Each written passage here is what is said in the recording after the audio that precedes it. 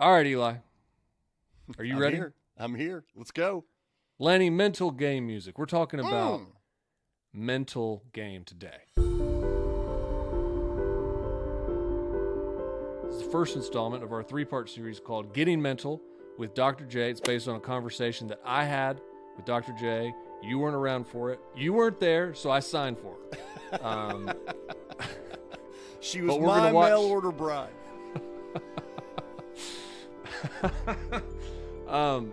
We're going to watch this together, and you can interject your thoughts as we go. Because it started, I was just trying to ask a simple question to Dr. J, and then he turned my whole life around. All right, Dr. J. How you doing? I'm good. I was thinking about what you had talked to us about doing mental reps. What's the right way to do mental reps when you're off the course? Okay. Well, I think, Mike, before we even get into the specifics of mental reps, I think it's important that we get some clarity in terms of the goals you're trying to achieve. We all know that your goal and Eli's goal is to get to scratch. What do you mean by that? Like, does that mean we're going to be scratch forever? We're going to shoot under par one time? What is your ultimate goal? If you could put it into detail. Okay, whoa. Halt the video, Lenny. Okay, that question just cut through 4 seasons of our show in about half a second. I don't know how you felt about that, but I have always, I guess this highlights the fact that I have always, if I'm honest, thought probably more along the lines of just hitting scratch once and then being able to tell people I'm a scratch golfer. It's kind of like in college. Like, I had this really, really good day. When I remember this, we were in Texas. We were to shoot around the day of a game. Lenny, storytime music. It's the storytime music, Lenny. The day of a game. And I don't know what it was about that day, but my legs were springy. Like, very springy. And I'm kind of like, we get down the shoot around. I'm like, man, I feel kind of good. I'm going to go up and try to dunk a ball. And it was like, whoom. I was, I'm going to go up and dunk again. Whoom. Then it was like, I'm going to go two-handed. Wham, wham. I'm going to cock one back. Well, by the end of the day, I'm like, oh my gosh, I'm going to be Dominique tonight at this game. And then the game came, and I was like everything I could to smack the bottom of the backboard. So, but if you would have asked me that, could you dunk in college? Absolutely. Oh, are you kidding me? How did you want it? Did you want tomahawk? Did you want reverse? Did you want two-hander? Because I could do any of that day. 360? 360, but it's like, I wasn't a dunker. Like, I had one really good day. But I've kind of thought about scratch that way. Yeah. By the way, I was the same way. The sophomore year of college, I was coaching in the summer, and I was barefoot. What? And I felt so good, and I went up and just yammed one. And you were done? Did you really? Yeah. So I dunked probably like 5 or 6 times that day. Yeah. And then I was just like, I'm good. I can dunk. The next time I am a dunker. The next time I tried to dunk was like a year later, and I could not even come close. But now when people ask me, like, so someone was asking me the other day, they're like, oh, did you play basketball growing up? I was like, oh, yeah. They're like, well, you could dunk, right? I was like, oh, yeah. Absolutely. Yeah, Are you easy. kidding me? I mean, I can't now, but before, yeah, I mean, obviously I'm older now. I mean, it's not but I mean, I could back in my day, athletic ability. I could yam. But it's a big difference, right? Like, you think about, I think I've looked at parts of my game that are 4s and 5s, right, or 5s and 6s on the Golf Metrics app, and it's like that I could clip scratch with those parts of my game being a 5 or a 6. Like, if I improve the other parts of my game, they go to plus handicap range where I'm really focused. These other parts that are okay, that's serviceable and I can get there. But in no way are those parts of my game good enough to live at a scratch handicap. And it just kind of cuts through all that. Like, no, all those need to come. They need to have the same level of attention that the parts you're really focused on this year do. Right. So, yeah, it was a really good question, and I'm not sure if you could tell. Like, I immediately was like, okay, I've never really asked myself that. But then I thought back to, like, season 2 when I'm going through those loopholes, which, like, that, the goal in season 2 was like, let's just clip it. Right.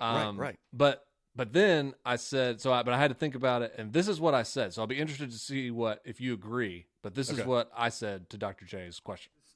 Your ultimate goal, if you could put it into detail. The ultimate goal is 0.0 on the Gen app, right, and getting to that level at a sustained basis. Okay, so I'm hearing you say the ultimate goal, I will be a consistent 0.0 index golfer from here on out. Right. As long as possible. Okay, right. Gotcha. All right, so what's your answer? My answer is that the goal this year is I don't want to clip it. I want to be a scratch golfer. Same thing. I don't want to just clip it and move on. I want to stay there. All right. So then Dr. J was not done asking questions that I was not prepared for, Lenny. And then once we know that, then we have to then think about this year. So then we call those performance goals or outcome goals or short-term goals. So talk about 2 or 3 performance-related outcome goals that we can measure for this season. Okay. All right, Lenny, stop right here. Eli, this is the face. You might recognize this face. This is the face. Oh, I know that of a guy who realizes very quickly he has no defined performance goals. That's a guy that doesn't have an answer. And yet, he should. This is not a new conversation. Yeah, like Dr. J told us this years ago. Yeah. You look like Costanza when he was asked who his favorite author was. And he's Flebin. Do you have any performance goals? I like Flebin. I'm going to work on the Flebin, and I'm really going to zone in on that. Yeah, Lenny, cue it. I do a great job here. Honestly, I don't know if I've thought about those specific,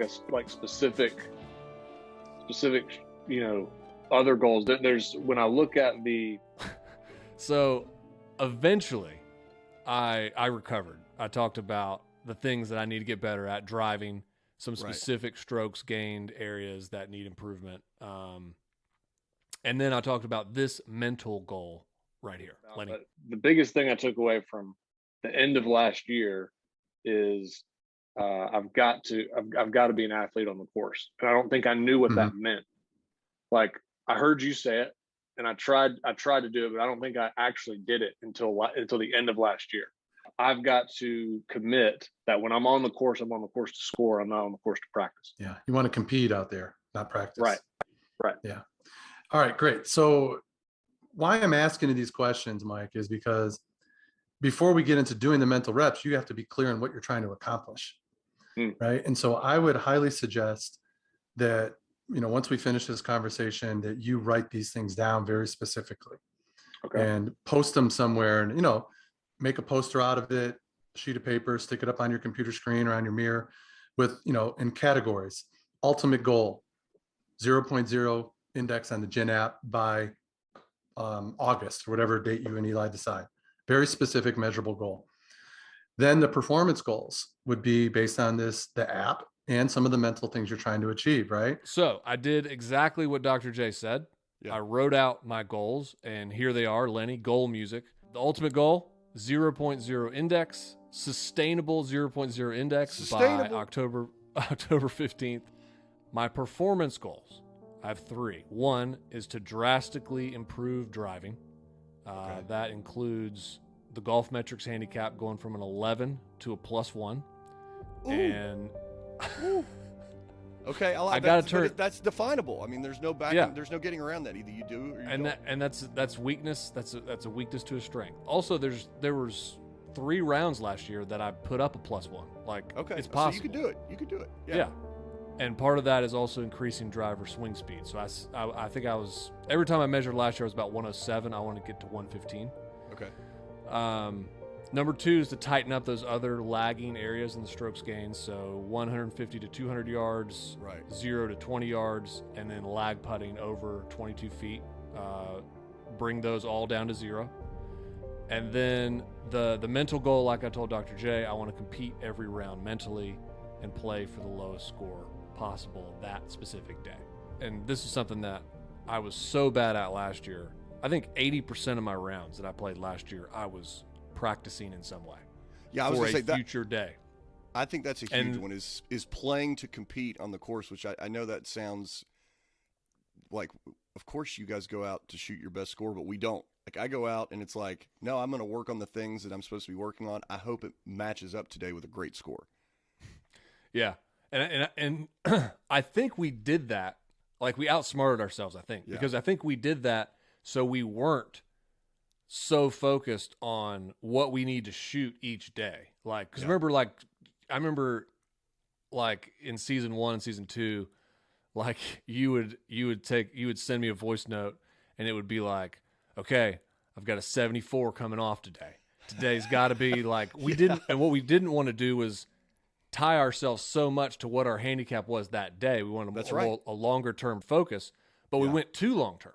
Mm-hmm. And then every round it was like, this is just a, it's just a swing practice around. Yeah. So you feel good about those? Anything you would say to me that you would change, or did I miss anything? No, I think the biggest thing. I know you like number 1. I know you like. I mean, you've been saying that to me for 4 years. So it's definable. I think that's the big thing. There's no ambiguity around that goal. It's like very measurable, very definable. There's no question as to whether you hit it or you got close. It's like either you were plus or you weren't. So I love it. I think they're all awesome. Okay. All right. So the next question is, how do we do this? And Dr. J talked a little bit about that. So you have a specific goal that you read every day that gives you a focus and intention on those mental reps or anything else you're doing to practice, right? Because otherwise, if you just go out and practice, and if you don't have an intention, if you're not deliberate in that practice, you're not going to really get anywhere. You might see peaks of greatness, but you're not going to sustain it.